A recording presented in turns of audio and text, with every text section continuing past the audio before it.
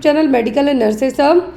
आज की क्लास है हमारी मिक्स्ड अप क्वेश्चन क्लास, जिसमें हम जो नर्सिंग के टोटल जो 4 साल में फर्स्ट ईयर से लेके फाइनल ईयर तक जीएनएम वाले हों, 3.5 साल का जिनका जीएनएम कर रखा है या पोस्ट बेसिक बीएससी नर्सिंग की है आपने या बीएससी नर्सिंग की है, तो इन सभी में टोटल आपके 17 सब्जेक्ट होते हैं। तो इन सभी 17 सब्जेक्ट में जो अलग अलग तरीके के क्वेश्चंस बनते हैं इस क्लास में वो पढ़ेंगे। और इस तरीके की क्लासेस, जैसा मैंने आपको कहा था, जो टारगेट क्लास स्टार्ट की गई हैं वो आपकी चलती रहेंगी, और जो पेपर्स रहते हैं वो भी आपको अपडेट किए जाते हैं चैनल पर। तो जो भी लोग नए हैं प्लीज़ चैनल को सब्सक्राइब कर लें और बेल आइकन बटन को प्रेस करके रखें ताकि आपकी कोई भी क्लासेस है जो मिस ना हो पाए।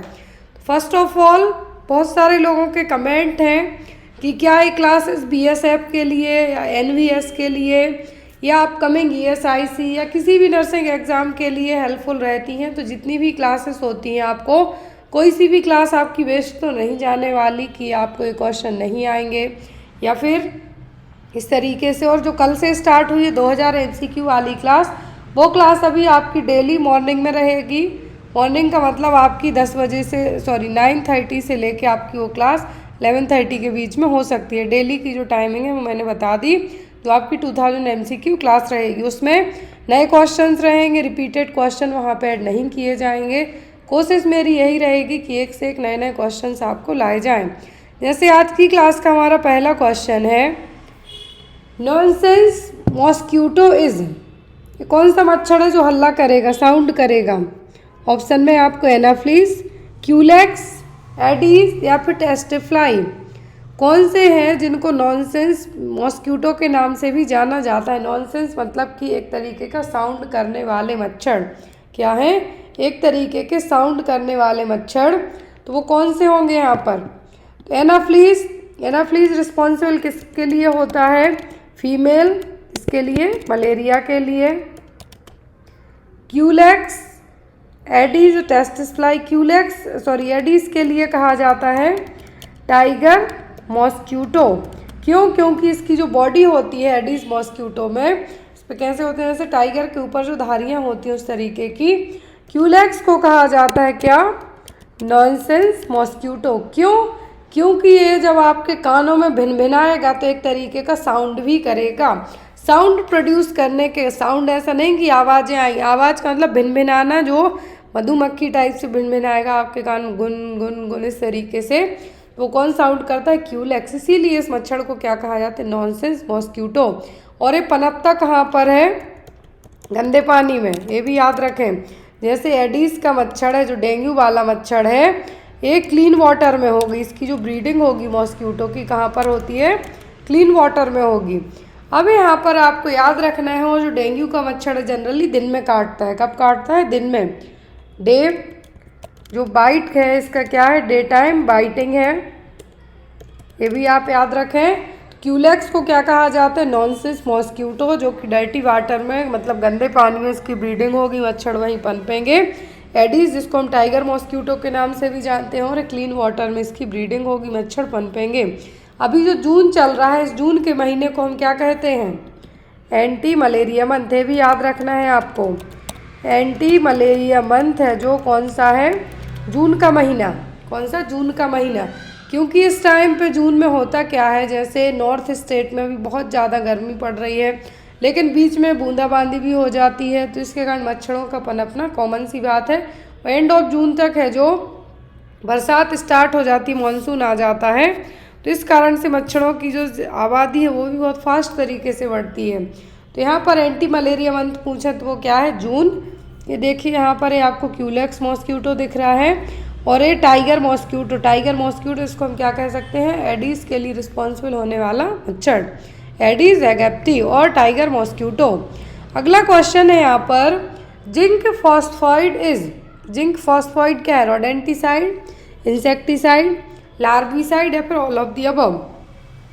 इंसेक्टिसाइड का मतलब इंसेक्ट को मारने वाला, जैसे आपके यहाँ पे हिट वगैरह हो गए। लार्विसाइड मतलब किसी भी मच्छर के लार्वा को मारने के लिए यूज़फुल किया जाने वाला स्प्रे। रोडेंटिसाइड का मतलब होगा चूहों को मारने वाली दवाएं। अब यहाँ पर जिंक फॉस्फाइड यूज़ किया जाता है ना तो इंसेक्टिसाइड में ना लार्विसाइड में। यहाँ पे यूज़ किया जाए किसमें, रोडेंटिसाइड में, चूहों को मारने के लिए रोडेंटिसाइड को क्या किया जाएगा, यूज़ किया जाएगा। साइड का मतलब मारना, रोडेंट का मतलब यहाँ पे चूहे। चूहों को मारने की जो दवा होती है उसमें क्या होता है, जिंक फॉस्फाइड। याद रखना है आपको ये चीज़ एग्जाम में पूछी जा सकती है। अगला क्वेश्चन है यहाँ पर, brain damage caused by accumulation of abnormal level of toxic bilirubin in the brain is known as। तो जो ब्रेन डैमेज होगा बिलिरुबिन का लेवल हाई होने के कारण होगा, तो उस कंडीशन को क्या कहेंगे हम। यदि बिलिरुबिन का लेवल बढ़ता है तो हम उसको क्या कहते हैं, जॉइंडिस। लेकिन जब ये ब्रेन को डैमेज करेगा, ऑक्यूमुलेट होगा, तब आप क्या कहेंगे इसको, जॉइंडिस, कर्निक-टेरस, सेफेलोहेमेटोमा या फिर सिरोसिस ऑफ लीवर। तो यहाँ पर बिलिरुबिन का लेवल जनरली बच्चों में बढ़ जाता है, जो कि बच्चों में जॉइंडिस होने के चांसेस रहते हैं, फिजियोलॉजिकल जॉइंडिस होता है वो होने के चांसेस रहते हैं, लेकिन वो अपने आप ठीक हो जाता है। लेकिन यहाँ पर यदि ब्रेन डैमेज हो रहा है, किसके कारण, बिलिरुबिन का लेवल बहुत ज़्यादा हाई होके ऑक्यूमुलेट होना स्टार्ट हुआ, मतलब इकट्ठा होना स्टार्ट हुआ, वो कंडीशन कहलाती है क्या, कर्निक-टेरस। क्या कहलाएगी, कर्निक-टेरस। सेफेलोहेमेटोमा, सेफेलिक का मतलब होता है हेड, हीम वर्ड जुड़ गया मतलब ब्लड। तो यहाँ पर सेफेलोहेमेटोमा का मतलब क्या होगा कि बेबी का जो स्कैल्प है और स्कल है, इसके बीच में क्या, स्कैल्प और स्कल के बीच में ब्लड का ऑक्यूमुलेट होना, कलेक्ट होना, वो कहलाएगा सेफेलोहेमेटोमा। जनरली जो स्मॉल ब्लड वेसल्स रहेंगी ड्यूरिंग द डिलीवरी के टाइम पे क्या हो जाती हैं, रप्चर हो जाती हैं, और यही एक रीज़न होता है।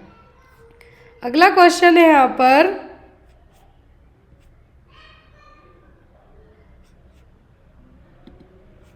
Painless bleeding after 28 weeks of pregnancy is associated with. ये क्वेश्चन एक क्वेश्चन पेपर में भी था, आपको 2-3 दिन पहले सॉल्व करवाया था कि पेनलेस ब्लीडिंग किस केस में देखने को मिलेगी, मतलब दर्द नहीं होगा लेकिन वेजाइनल ब्लीडिंग होगी, और ये 28 वीक की प्रेगनेंसी के बाद हो रही है। तो ये क्या है, मोलार प्रेगनेंसी है, एक्टोपिक प्रेगनेंसी है, प्लेसेंटा प्रीविया है, या फिर हाइडेटिफॉर्म मोल है। क्या है, पेनलेस ब्लीडिंग मतलब दर्द रहित, दर्द नहीं हो रहा है और ब्लीडिंग हो रही 28 हफ्तों की प्रेगनेंसी के बाद। तो ये कहलाएगा क्या, प्लेसेंटा प्रीविया, समय के पहले, बिफोर टाइम, मतलब जो डिलीवरी का टाइम नहीं आया है उसके पहले ही प्लेसेंटा क्या आ रहा है, लोअर लाइंग आ रहा है, ये कहलाएगा क्या, प्लेसेंटा प्रीविया। एक्टोपिक प्रेगनेंसी का मतलब क्या होगा कि जो फर्टिलाइजेशन हुआ है वो कहाँ होता है, फैलोपियन ट्यूब में, लेकिन जो इम्प्लांटेशन होता है वो यूट्रस में होता है, वो यूट्रस में ना होकर फैलोपियन ट्यूब में ही हो जाए, फैलोपियन ट्यूब में इम्प्लांटेशन होना। और जो कॉमन एक्टोपिक प्रेगनेंसी होती हैं ये फैलोपियन ट्यूब में ही होती हैं।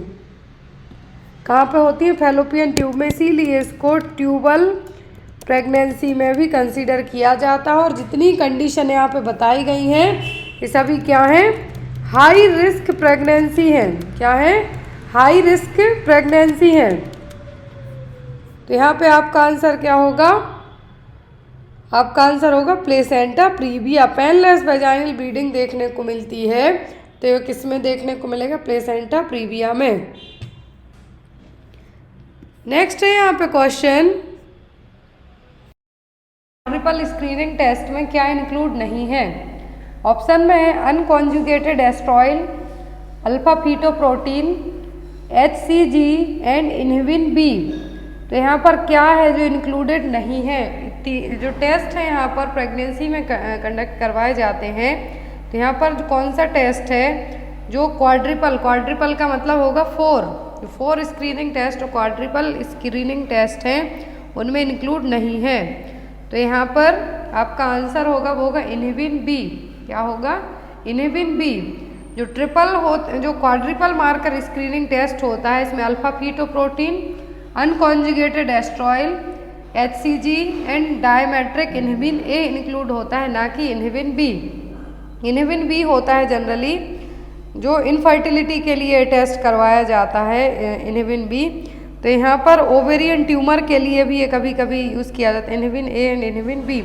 लेकिन यहाँ पर क्वाड्रिपल स्क्रीनिंग टेस्ट या फिर क्वाड का मतलब होता है 4, तो यहाँ पर जो क्वाड्रुपल में 4 स्क्रीनिंग टेस्ट इंक्लूडेड है, इनमें alpha fetoprotein, unconjugated estriol, HCG human chorionic gonadotropin hormone and dimeric inhibin A include है।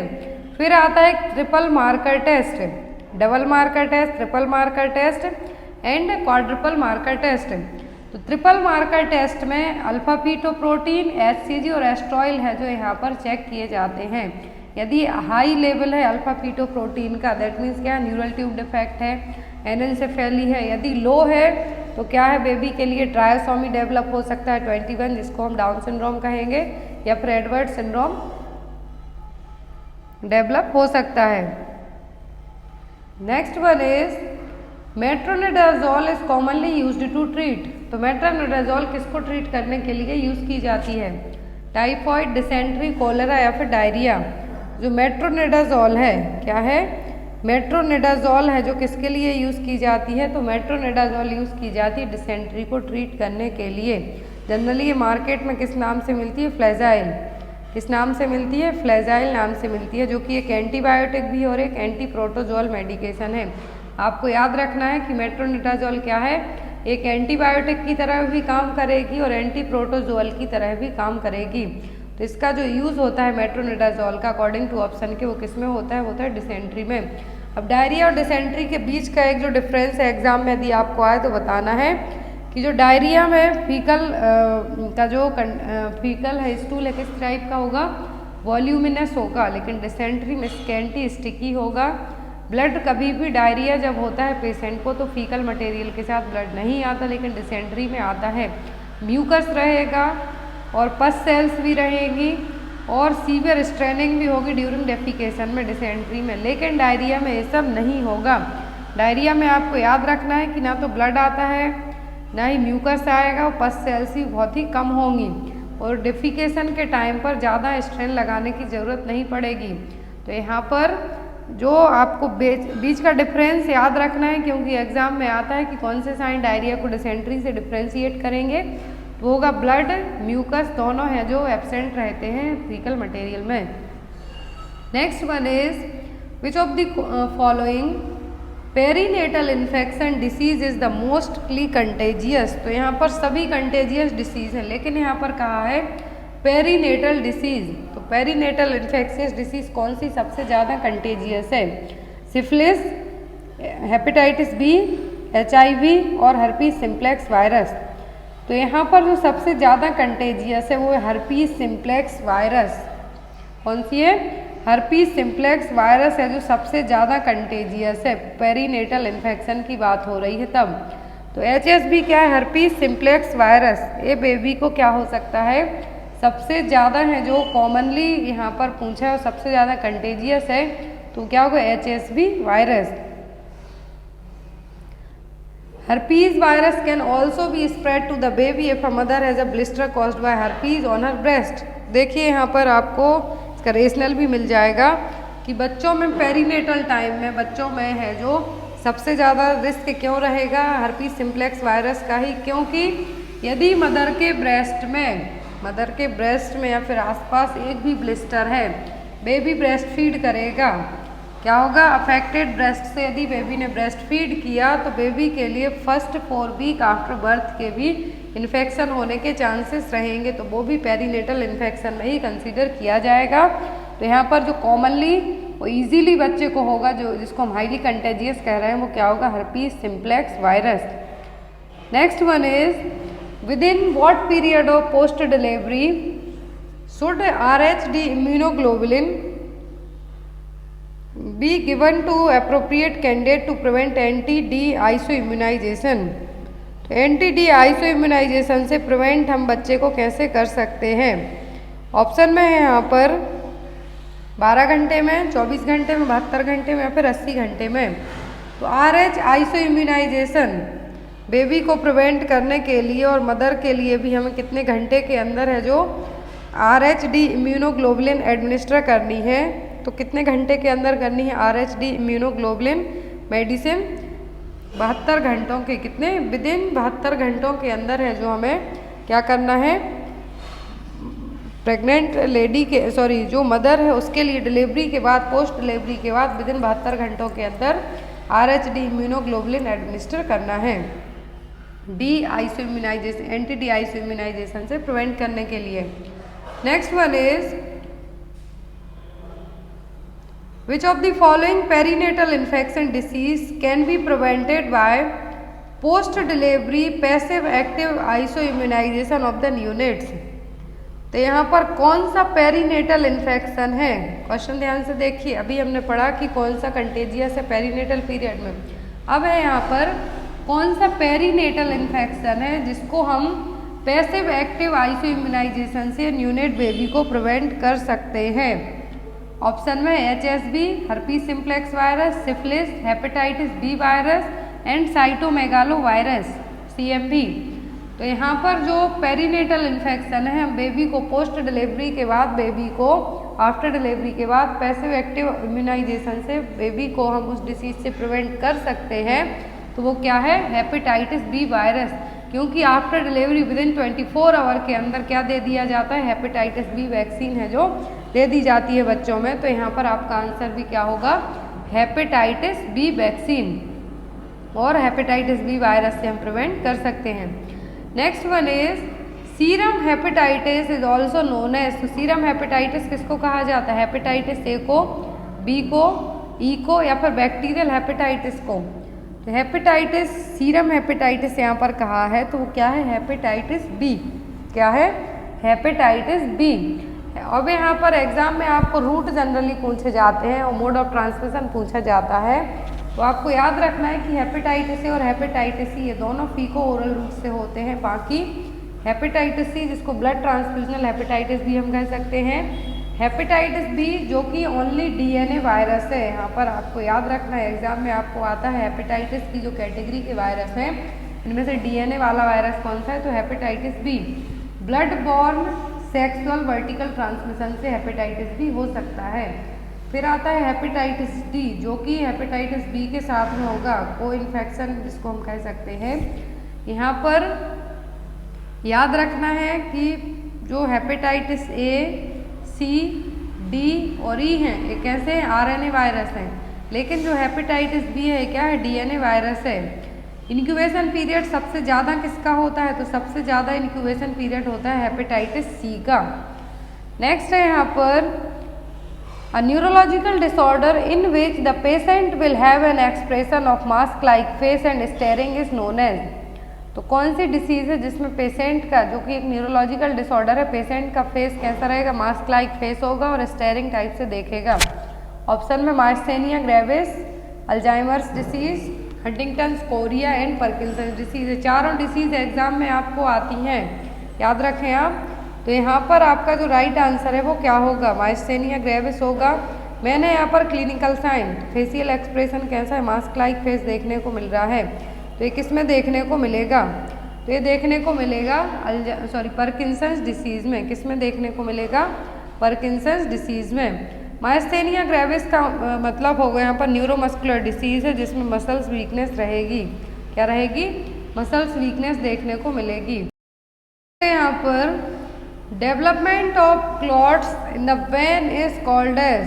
तो यदि वेन्स में क्या है, क्लॉट का डेवलपमेंट होता है, थक्के जमते हैं, तो वो क्या कहलाएगा, थ्रोम्बोसिस, एन्यूरिज्म, एथेरोस्क्लेरोसिस और इस्कीमिया। तो क्या कहलाएगा, यदि वेन्स में क्लॉट का फॉर्मेशन होगा तो वो कहलाता है थ्रोम्बोसिस। थ्रोम्बोसिस या फिर थ्रोम का फॉर्मेशन कहलाना क्या कहलाएगा, यहाँ पर क्लॉट फॉर्मेशन के लिए हम यहाँ पर क्या टर्म यूज़ करेंगे, थ्रोम्बोसिस। तो यहाँ पर जो अदर टर्मिनोलॉजी एग्जाम में आती है, एन्यूरिज्म का मतलब होगा weekend area in an artery. Generally aneurysm में क्या होगा, जो वीक आर्टरी का एरिया है वो क्या हो जाएगा, दूसरी जगह वल्ज हो जाएगा। एथेरोस्क्लेरोसिस में क्या होगा, जो फैट है या फिर जो कोलेस्ट्रॉल है उसका बिल्डअप होगा किसमें, आर्टरीज में। इस्कीमिया का मतलब होगा tissue death. Next one is abnormal pregnancy in which the conceptus implants outside the uterine cavity. यहाँ पर बताना है कि प्रेगनेंसी की ऐसी एबनॉर्मल स्टेज जिसमें जो कॉन्सेप्टियस मटेरियल है, कॉन्सेप्शन का जो मटेरियल है वो यूट्राइन कैविटी के बाहर इम्प्लांट हो जाता है। फर्टिलाइजेशन कहीं पर भी हो लेकिन इम्प्लांटेशन यूट्रस में होता है, यूट्राइन वॉल में होगा। लेकिन जब ये यूट्राइन वॉल के यहाँ पर ना होके कहीं और हो जाए तो हम इसको क्या कहेंगे? Ectopic pregnancy, molar pregnancy, antepartum haemorrhage और अबॉर्शन। क्या टर्मिनोलॉजी यूज़ की जाएगी? तो वो कहलाएगी एक्टोपिक प्रेगनेंसी। नॉर्मल प्रेगनेंसी में फर्टिलाइजेशन होगा फैलोपियन ट्यूब में, एग रिलीज करेगी ओवरी। ध्यान से देखिए, ओवरी एग रिलीज करेगी, फर्टिलाइजेशन होगा फैलोपियन ट्यूब में, इम्प्लांटेशन होगा यूट्रस में। लेकिन यदि क्या है, लेकिन यदि यही फर्टिलाइज्ड एग इम्प्लांट कहाँ पर हो जाए? फैलोपियन ट्यूब में ही हो जाए, ओवरी में हो जाए, सर्विक्स के यहाँ पर हो जाए, अदर देन यूट्रस के कहीं पर भी इम्प्लांट हो जाता है। और कॉमनली जो एक्टोपिक प्रेगनेंसी में इम्प्लांटेशन होता है वो होता है फैलोपियन ट्यूब में, इसीलिए इसको ट्यूबुलर प्रेगनेंसी भी कहा जाता है। Next one is failure to pass meconium within first 36 hour of life, abdominal distension, poor feeding and empty rectum are the findings of. तो यहाँ पर है question, failure to pass meconium क्या है? Failure to pass meconium within first 36 hour तक क्या है? First 36 hour तक डिलीवरी होने के बाद से लेकर 36 घंटों तक यदि बेबी अपना फर्स्ट पासिंग स्टूल, जो फर्स्ट पासिंग स्टूल जिसको मेकोनियम कहते हैं, वो पास नहीं करेगा, एब्डोमिनल डिस्टेंशन है, पुअर फीडिंग है और रेक्टम कैसा है? एम्प्टी है, तो ये किसकी फाइंडिंग है? हिरस्प्रिंग्स डिसीज, अपेंडिसाइटिस, माल एब्जॉर्प्शन और पेरिटोनाइटिस। यहाँ पर ये सभी साइन किसके हैं? ये हैं हिरस्प्रिंग्स डिसीज के, जिसमें जो गैंग्लियोनिक सेल्स रहेंगी ये एब्सेंट रहेंगी। जनरली गैंग्लियोनिक सेल्स से रहती हैं, जिसको मेगा कॉलन डिसीज भी कहेंगे। तो गैंग्लियोनिक सेल्स एब्सेंट रहेंगी, जिसके कारण जो यहाँ पर रेक्टम है क्या रहेगा? यहाँ पर ब्लॉकेज रहेगा। तो यहाँ पर जब रेक्टम में कुछ आएगा ही नहीं तो क्या होगा? एब्डोमिनल डिस्टेंशन होगा, पुअर फीडिंग होगी, रेक्टम एम्प्टी होगा, बेबी अपना फर्स्ट पासिंग स्टूल है जो पास नहीं कर पाएगा। Next one is onset of puberty before the age of 8 year in girls is called. तो प्यूबर्टी यदि 8 साल से कम एज के पहले ही हो जाए गर्ल्स में तो इसको क्या कहेंगे? थैलार्ची, मिनार्ची, डिलेड प्यूबर्टी या फिर प्रीकॉशियस प्यूबर्टी। क्या हम टर्म यूज़ करेंगे यदि प्यूबर्टी बिफोर ऑनसेट हो जाए, 8 साल से भी कम एज में हो जाती है प्यूबर्टी, तो यहाँ पर हम उसके लिए क्या टर्म है जो यूज़ करेंगे? तो जो टर्मिनोलॉजी यूज़ होगी वो कौन सी होगी? वो होगी यहाँ पर प्रीकॉशियस प्यूबर्टी। तो 8 साल के पहले यदि प्यूबर्टी आ जाती है, पीरियड्स आना स्टार्ट हो जाते हैं अदर, और जो साइन है प्यूबर्टी के साइन दिखाई देने लगेंगे, उसको हम क्या कहेंगे? वो स्टेज कहलाएगी प्रीकॉशियस प्यूबर्टी। थैलार्ची का मतलब होता है development of breast, breast words का डेवलपमेंट होना। मीनार्ची का मतलब होगा फर्स्ट मेंस्ट्रुअल पीरियड का आना। डिले प्यूबर्टी का मतलब होगा जब प्यूबर्टी अब 16 ईयर के बाद भी ना आए, तब इसके लिए हम क्या कहेंगे?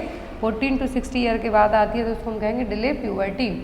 Next one is what should be the temperature of water used for cold spongin. तो कोल्ड स्पंजिंग के लिए जो वाटर यूज़ करेंगे वो कैसा होना चाहिए? 98 degree Fahrenheit, 105 degree Fahrenheit, 70 degree Fahrenheit और 0 degree Fahrenheit. That means water का टेम्परेचर कितना होना चाहिए जो वाटर हम कोल्ड स्पंजिंग के लिए यूज़ करेंगे?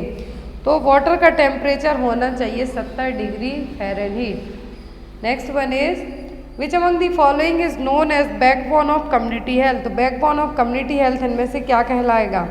ऑप्शन में इकोनॉमी, फैमिली, होम विजिट और इंडिविजुअल। तो यहाँ पर जो टर्म यूज़ किया जाएगा बैकबोन ऑफ कम्युनिटी के लिए वो क्या होगा? वो होगा यहाँ पर होम विजिट। क्या होगा? Home visit. Next one is fever, abdominal tenderness, slow pulse rate, delirium and rose coloured rashes indicate the disease. तो यहाँ पर क्वेश्चन देखिए कि फीवर है, एब्डोमिनल टेंडरनेस है एंड एब्डोमिनल टेंडरनेस के साथ साथ यहाँ पर जो रोज कलर के रैसेस दिखाई दे रहे हैं। कैसे हैं? रोज कलर के रैसेस हैं बॉडी पर, वो क्या कौन सी डिसीज़ के साइन है? स्मॉल पॉक्स, मीजल्स, टिटनस या फिर चिकन पॉक्स। अब एग्जाम में आपको एक क्वेश्चन आता है कि रोज कलर स्पॉट्स किस डिसीज़ में देखने को मिलते हैं?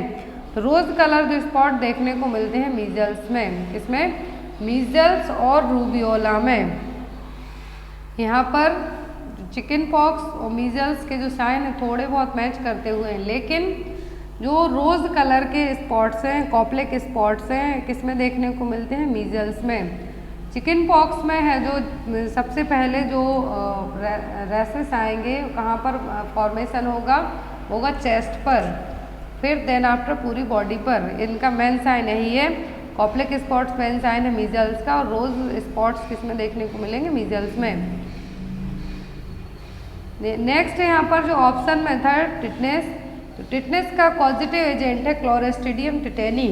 इंक्यूबेशन पीरियड है एवरेज 10 डेज, जो कि जनरली 3 से 21 दिन का होता है, और ट्रांसमिशन होता है इसका टिटनेस का किसके थ्रू?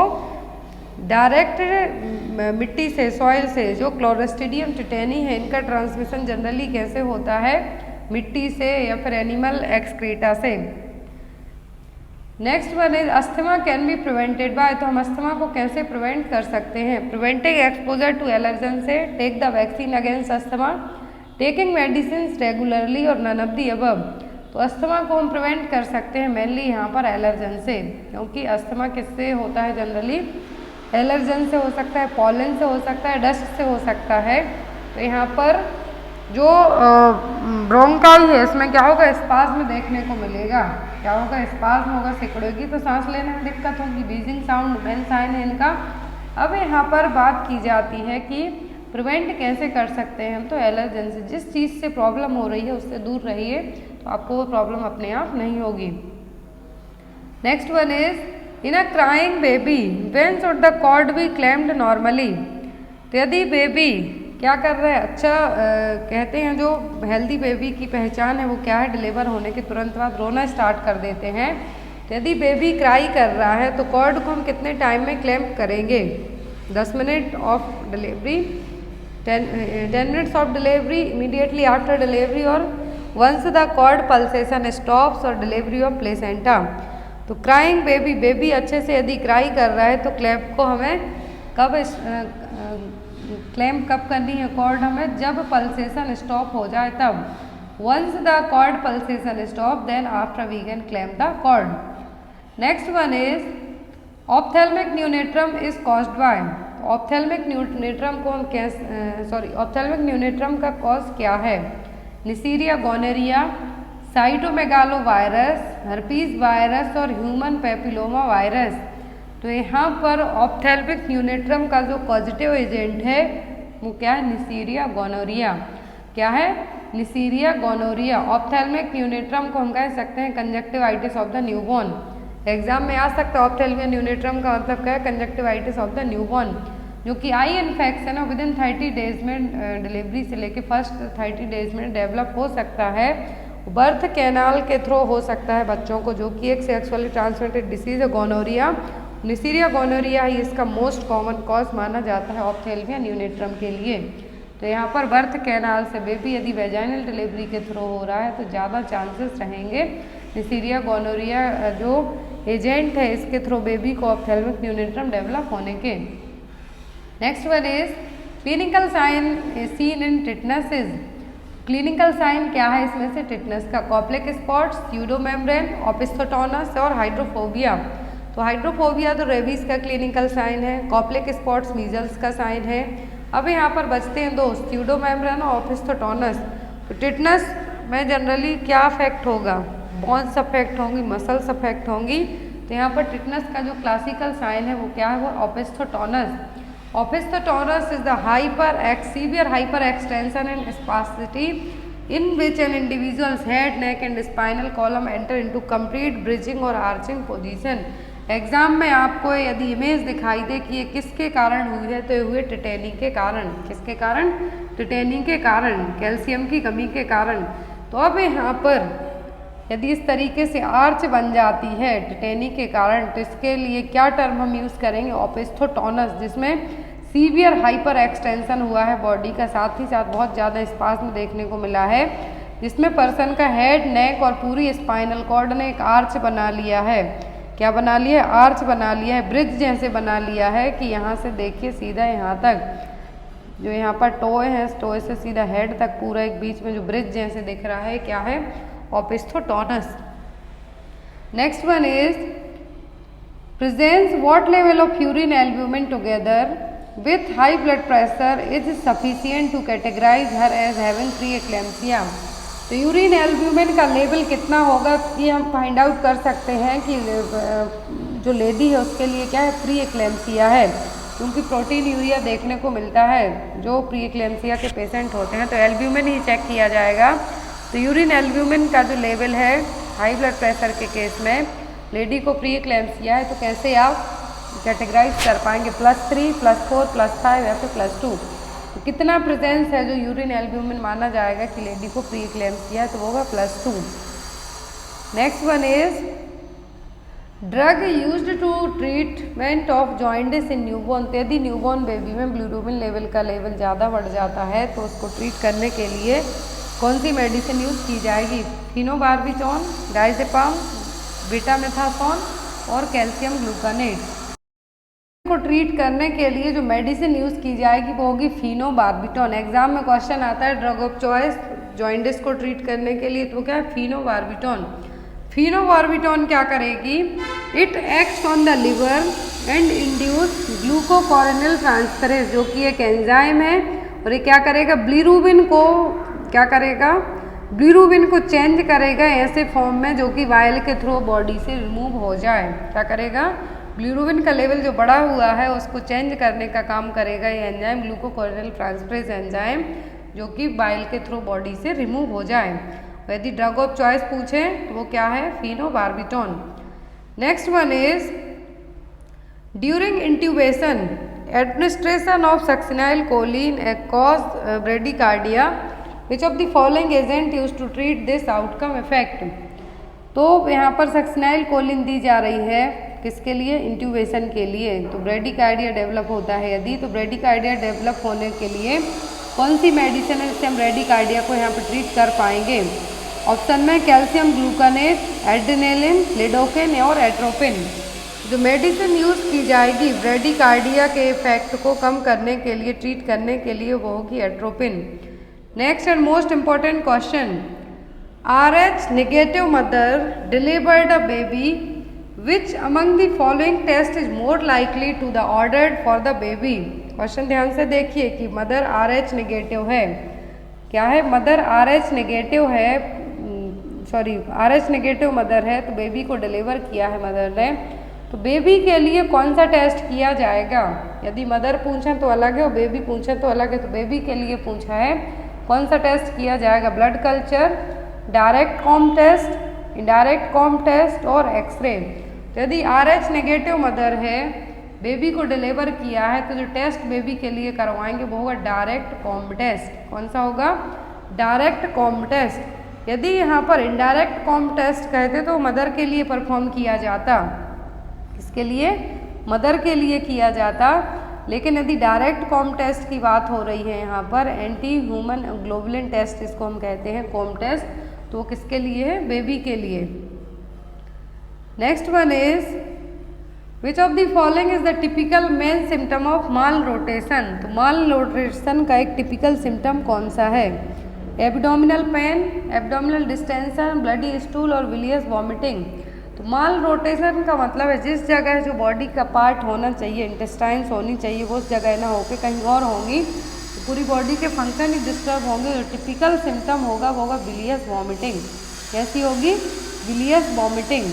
ये देखिए माल रोटेशन में जो नॉर्मल पिक्चर यहाँ पर फर्स्ट पिक्चर दिखा रही है इंटेस्टाइन की प्रॉपर पोजीशन, लेकिन जो सेकंड पिक्चर है माल रोटेशन को रिप्रेजेंट कर रही है।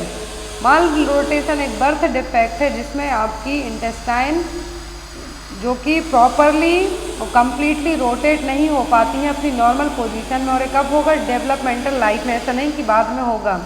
तो यहाँ पर जनरली और ये अर्ली प्रेगनेंसी में around 10th week of pregnancy में जब डेवलपमेंट होता है इंटेस्टाइन का, उसी टाइम पर ये डेवलप हो जाती है। तो यहाँ पर माल रोटेशन का जो फर्स्ट और मेन साइन है वो क्या है, विलियस वॉमिटिंग।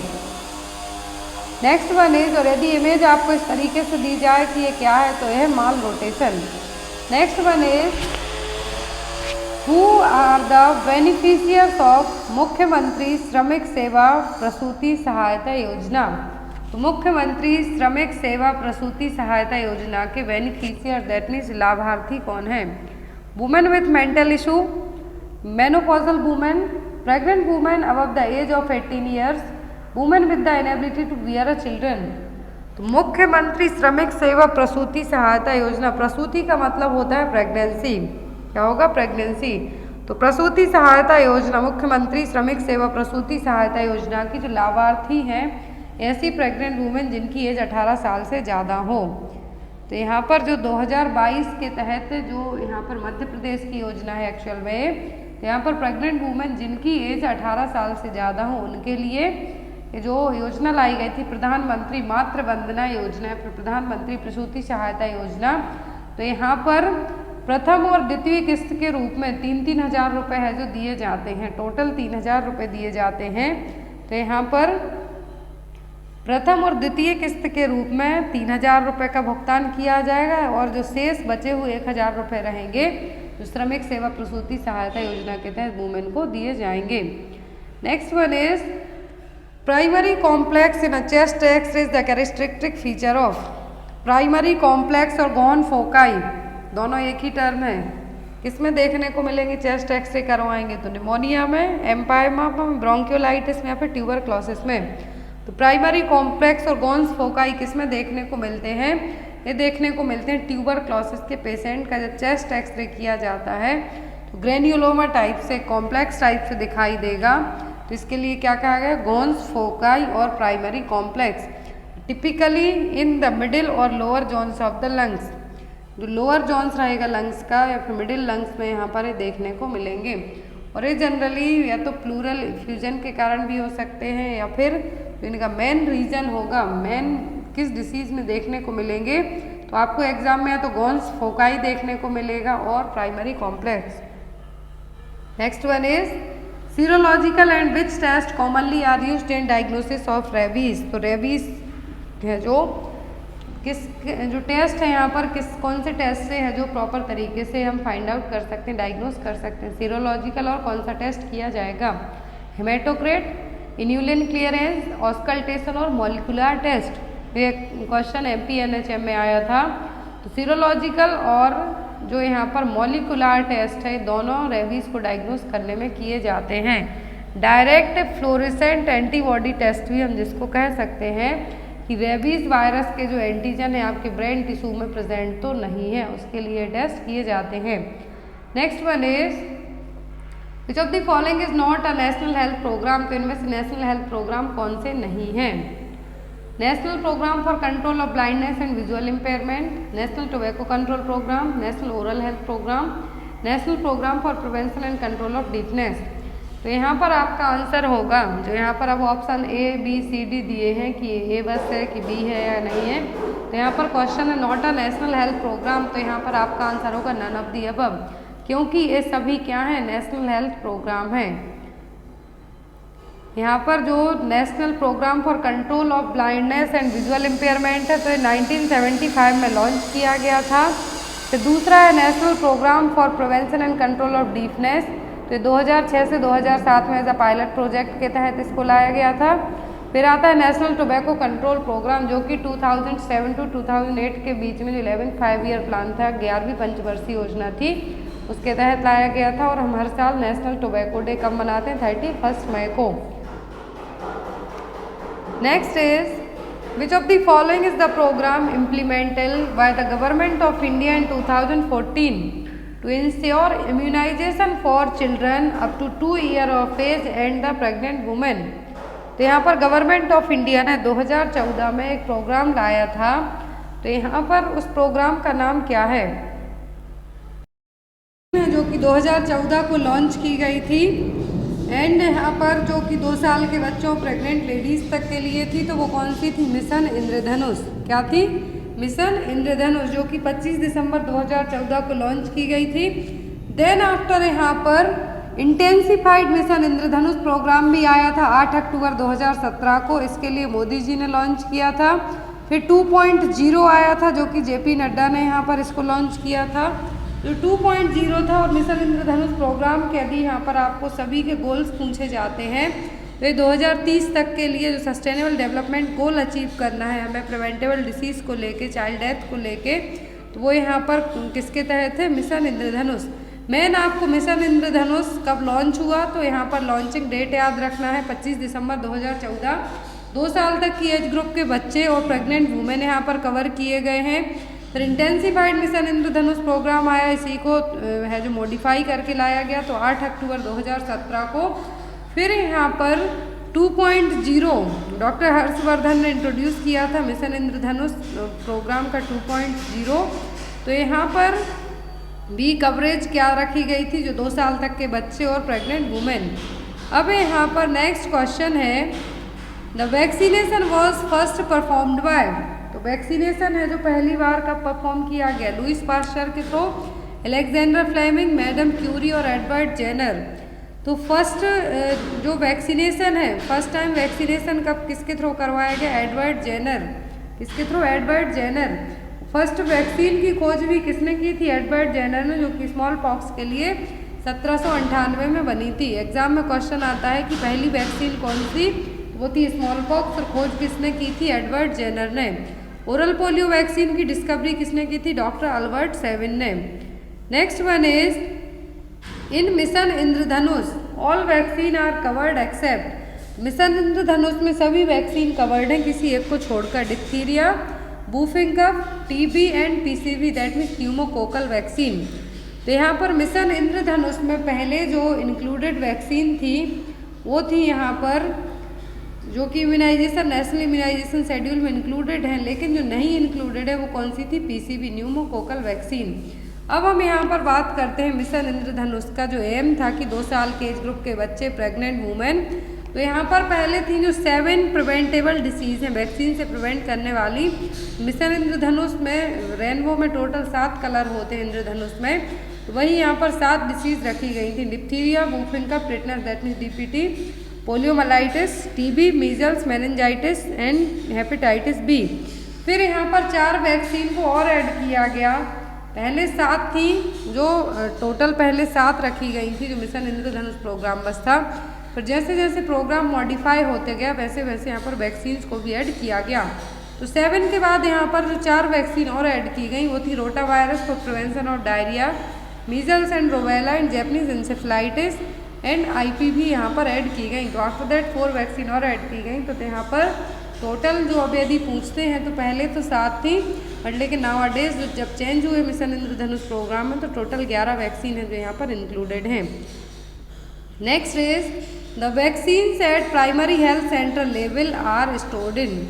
तो पीएचसी लेवल पर वैक्सीन किस में स्टोर की जाती हैं, आइसलैंड रेफ्रिजरेटर में जिसको हम आईएलआर भी कहते हैं, deep freezer, walk in cold room और कोल्ड बॉक्सेस।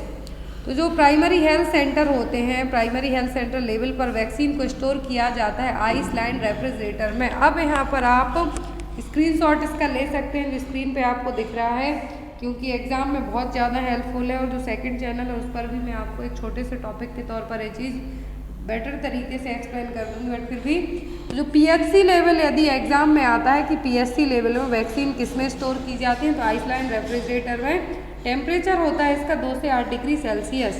दूसरा आता है डीप फ्रीजर। तो डीप फ्रीजर का टेम्परेचर होता है -15 to 25 डिग्री सेल्सियस, जिसमें ओरल पोलियो वैक्सीन जिसका टेम्परेचर यहाँ पर है कितना, -20 डिग्री सेल्सियस पर स्टोर की जाती है। और डिस्ट्रिक्ट लेवल पर डीप फ्रीजर यूज़ किए जाते हैं। यदि WIC पूछें, क्या है WIC पूछें, तो इसमें 2 से 8 डिग्री सेल्सियस पर जो गवर्नमेंट की मेडिकल शॉप होती हैं वहाँ यूज़ किया जाता है। कोल्ड वैक्स और vaccine carrier generally sub centre है, यदि वैक्सीन को ट्रांसपोर्ट करना है और सब सेंटर है वहाँ पर यूज़ किए जाते हैं। एक क्वेश्चन आपके लिए, इसका आंसर आप लोग कमेंट बॉक्स में देंगे।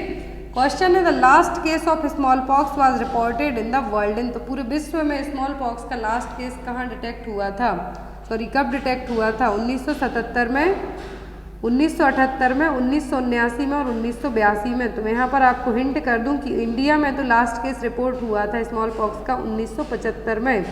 अब जो लास्ट केस है यहाँ पर वो हुआ था सोमालिया में। अब आपको ईयर बताना है कि सोमालिया में लास्ट केस स्मॉल पॉक्स का पूरे विश्व में से सोमालिया देश में जो डिटेक्ट हुआ था, तो वो कब हुआ था, इसका आंसर आप लोग कमेंट बॉक्स में दें। नेक्स्ट क्लास होगी उसमें इसका आंसर आपको दिया जाएगा। Thank you for watching us, bye bye, have a good. Question है वो ये रहा, according to the wound care and dressing theory what is the first step of the procedure for the care of an abrasion wound.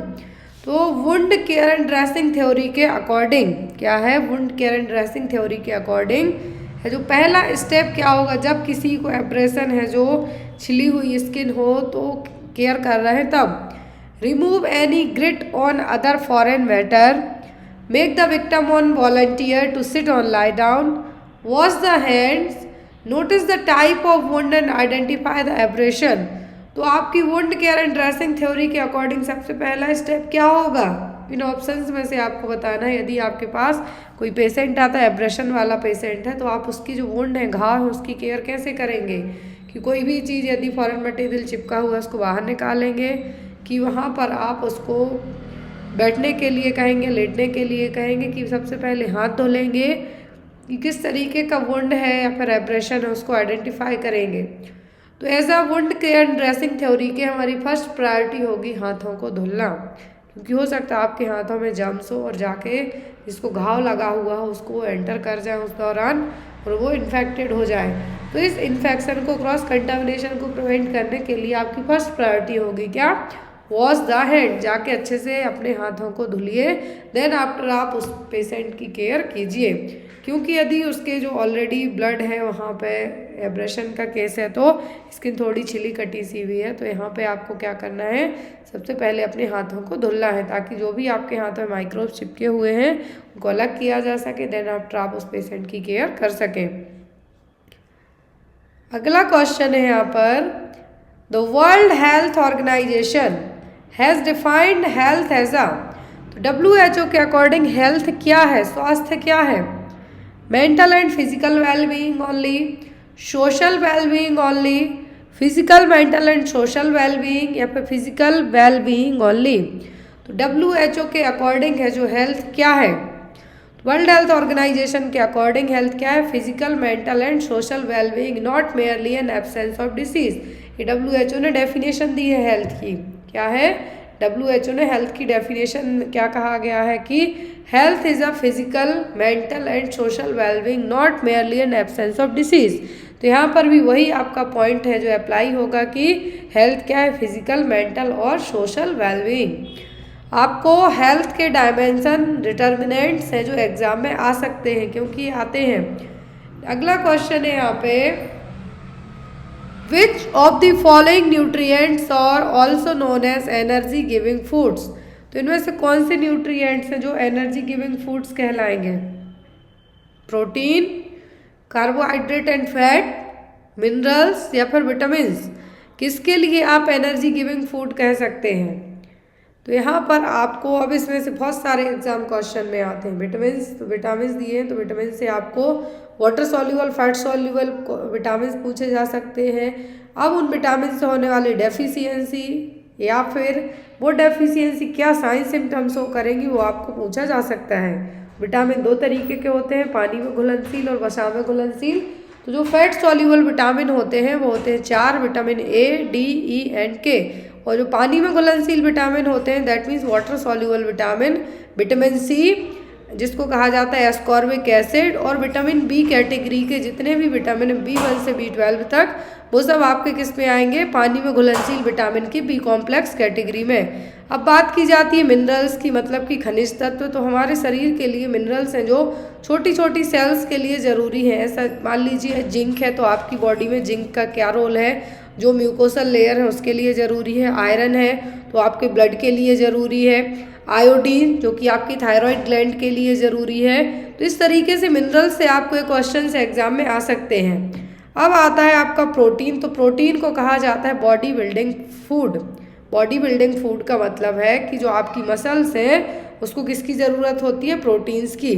फिर यहाँ पे आपको protein से जो एग्जाम में पूछा जा सकते हैं एक अमीनो एसिड, इसकी जो सबसे यूनिट है फिर ब्रेकिंग डाउन होगा तो किस फॉर्म में कन्वर्ट होगा, तो होगा अमीनो एसिड में। अब यदि कार्बोहाइड्रेट की बात करें और फैट की, तो यहाँ पर कैलोरीज क्या है, 1 ग्राम फैट से कितनी कैलोरीज मिलती है, या फिर 1 ग्राम कार्बोहाइड्रेट से। तो 1 ग्राम कार्बोहाइड्रेट और प्रोटीन दोनों 4-4 कैलोरीज देते हैं। तो यहाँ पे देखिए कहा गया है कि एनर्जी गिविंग फूड, तो वो होगा यहाँ पे आपका कार्बोहाइड्रेट और फैट। अब यहाँ पर जो कार्बोहाइड्रेट्स हैं एंड प्रोटीन्स ये क्या देते हैं 4 किलो कैलोरी पर ग्राम, 1 ग्राम में 4 किलो कैलोरी। और फैट से यही मिलता है कितना 9 किलो कैलोरी पर ग्राम। तो यहाँ पर यदि फैट और कार्बोहाइड्रेट की बात करें तो यहाँ पे देखिए सबसे ज़्यादा एनर्जी किससे मिल गई 4 + 9 = कितने हो गए 13। तो यहाँ पर जो एनर्जी गिविंग फूड्स हो गए वो क्या होगा कार्बोहाइड्रेट और फैट। अगला क्वेश्चन है यहाँ पे Which of the following scheme has been launched by the government of India to make India an open defecation free nation? तो यहाँ पर भारत सरकार ने एक स्कीम को लॉन्च किया था जिसमें खुले में शौच के लिए रोकने के लिए, खुले में जो शौच करने लोग जाते हैं उसके लिए प्रोग्राम लाया गया था, स्कीम लाई गई थी। क्या थी? स्वच्छ भारत मिशन, भारत की स्वच्छता भारत की सुंदरता योजना, safe disposal of human excreta mission या फिर ओपन डेफिकेशन फ्री मिशन। तो यहाँ पर जो ODF क्या है ODF है जो मिशन आया था किसके लिए आया था? तो जो ODF मिशन आया था क्या है ODF मिशन आया था ये लाया गया था कि जो टॉयलेट फैसिलिटीज़ हैं गांव-गांव हर घर में बनवाई जाना है। तो यहाँ पर इस मिशन के लिए क्या कहा गया था स्वच्छ भारत मिशन। स्वच्छ भारत मिशन है जो no visible faeces found in the environment. तो यहाँ पर इसकी जो एक लोगो रखा गया था ODF का कि खुले में कोई भी फीकल मटेरियल है जो फाउंड आउट नहीं होना है। अब इस स्कीम को नाम दिया गया था स्वच्छ Bharat mission.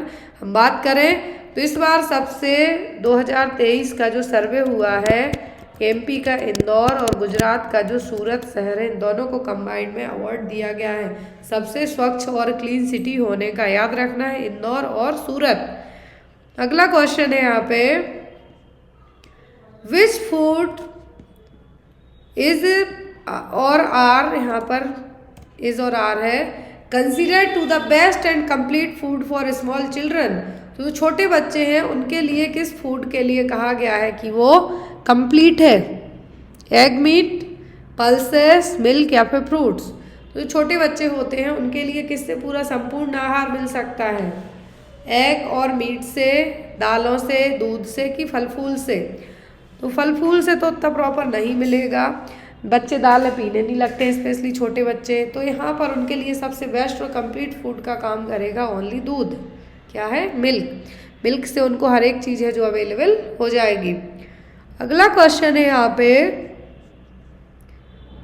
Which of the following scheme has been launched by the government of India to ensure safe drinking water to every rural household through functional house hold tap connection FHTC। तो यहाँ पर एक scheme लाई गई थी कि जो भी rural house hold है मतलब जो भी गांव साइड जो रूरल एरियाज़ हैं वहाँ पर पीने के पानी के लिए सेफ ड्रिंकिंग वाटर के लिए सप्लाई की जाएगी। क्या था? Functional house hold tap connection. किसके थ्रू? Functional house hold tap connection के द्वारा। तो वो स्कीम कौन सी थी जिसके द्वारा functional house hold tap connection किया गया? जल जीवन मिशन, जल जीवन हरियाली मिशन, स्वच्छ जल खुशी के 2 पल, स्वच्छ ग्राम पेयजल योजना। यहाँ पर जो योजना थी वो कौन सी थी? वो थी जल जीवन मिशन। क्या थी? जल जीवन मिशन है जो यहाँ पे स्कीम लाई गई थी। और इस जल जीवन मिशन के तहत क्या है? जल जीवन मिशन के तहत और एक जो आपको एक ऑफिशियल वेबसाइट भी मिल जाएगी उस पर अभी तक कहाँ कितने कनेक्शन हो चुके हैं वो सब चीज़ें मिल जाएंगी। तो यहाँ पर जल जीवन मिशन का जो ejalshakti.com पर जो गवर्नमेंट की वेबसाइट है तो यहाँ पर जल जीवन मिशन के बारे में आपको पूरी है जो डिटेल में जानकारी मिल जाएगी। और ये स्कीम कौन लेके आया था? Department of drinking water and sanitation. क्या है? Department of drinking water and sanitation. तो जल जीवन मिशन जिसमें कहा गया था कि जो 55 लीटर पानी पर person per day every rural house hold में, यहाँ पे देखिए इसमें आपको एग्जाम में आ सकता है कि जल जीवन मिशन के तहत 55 लीटर्स जो वाटर है, क्या है, 55 लीटर पानी पर डे पर पर्सन के लिए, पर डे पर पर्सन के लिए जो FHTC है, क्या है, functional house hold tap connection है, इसके तहत यहाँ पे उनको दिया जाएगा 55 litre water per person per day to every rural household through the tap connection. जो हाउस होल्ड टैप कनेक्शन है उसके द्वारा ये आपको एग्जाम में आ सकती है। अगला क्वेश्चन है यहाँ पर, separation begins at the centre of the placenta and slide down the birth canal like a folded umbrella. This method of placental separation referred as। तो जब भी प्लेसेंटा सेंटर पार्ट से क्या हो जाए, सेपरेट होना स्टार्ट हो जाए, तो नीचे की तरफ जैसे अम्ब्रेला, फोल्डेड अम्ब्रेला होता है, उस तरीके से बर्थ कैनाल के यहाँ पे फोल्डेड अम्ब्रेला के जैसे आ जाए, तो वो प्लेसेंटल सेपरेशन की कौन सी मेथड है? Brandt Andrews mechanism, Schultze mechanism, Duncan mechanism या फ्रिटगेंस मैन्यूवर। ये आपको चारों में से कुछ ना कुछ एग्जाम में आते हैं, या तो एंड्रयू मैकेनिज्म पूछी जा सकती है, स्लट पूछी जा सकती है, डनकन या फिर रिटगेंस मैन्यूवर। लेकिन यहाँ पर जब भी प्लेसेंटा सेंटर पार्ट से डिटैच होता है, मतलब सेपरेट होगा, तो यहाँ पर ये क्या कहलाएगा? ये कहलाएगा स्लट्स मैकेनिज्म।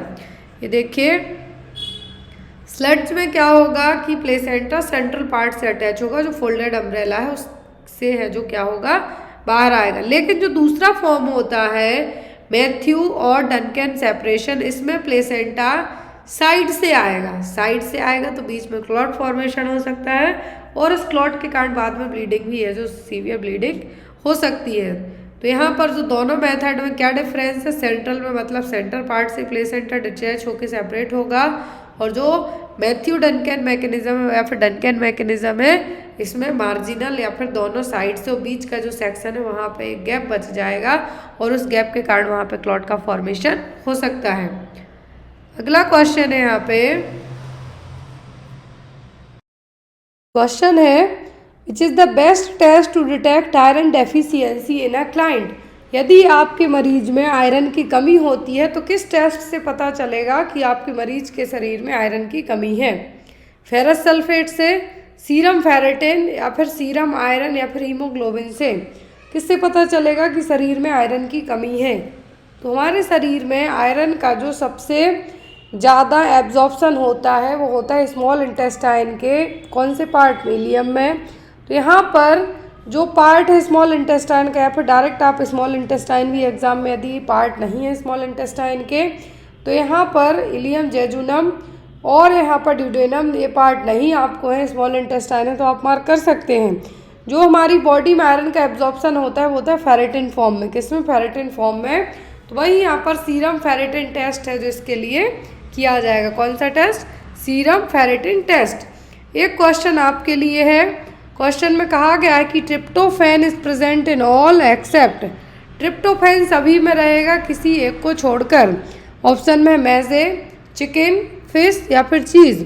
ट्रिप्टोफैन है क्या? एक अमीनो एसिड होता है जो कि इन्फेंट में नॉर्मल ग्रोथ के लिए तो ज़रूरी होता ही, साथ भी हमारे शरीर में नाइट्रोजन का बैलेंस बनाने के लिए भी ज़रूरी है। अब ट्रिप्टोफैन इन सभी चीज़ों में प्रेजेंट है, लेकिन किसी एक को छोड़कर, तो वो कौन सी चीज़ होगी? वो आंसर आप लोग कमेंट बॉक्स में देना। आई होप आपको आज की क्लास अच्छी लगी हो।